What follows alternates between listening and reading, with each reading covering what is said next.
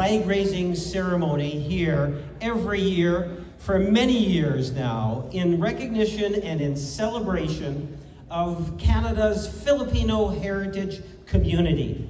You know, 2018, I believe it was October, end of October, we passed unanimously on the floor of the House of Commons in Ottawa a motion that recognized the valuable contributions that Canada's Filipino heritage community has made to Canada and recognized June as the month in which we should actually celebrate that contribution.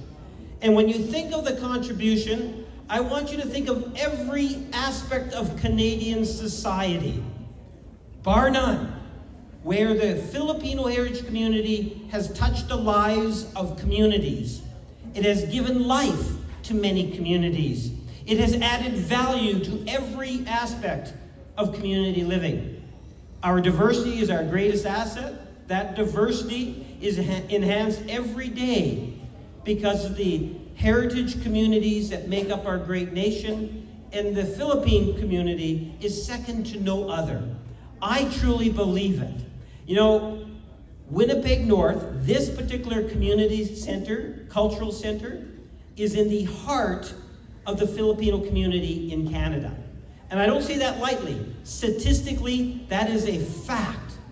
And when you take a look in terms of the future, you know, Prime Minister Carney, and I should be giving greetings on behalf of the Prime Minister, and in fact all of the House of Commons, and my favorite senator, Senator Osler, who is the second person appointed to the Senate of Filipino heritage, by the way, the first Filipina, which is something worthy of noting.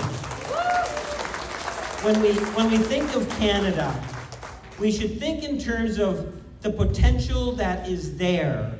Prime Minister Carney has met with President Marcos, and we have had discussions. In fact, I believe the Minister of Defense is coming next week to Ottawa.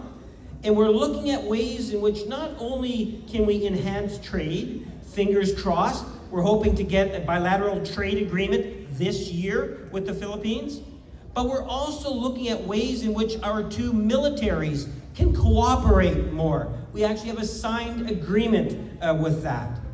I say that because as the community grows here in Canada, so does that relationship between two great nations, Canada and the Philippines.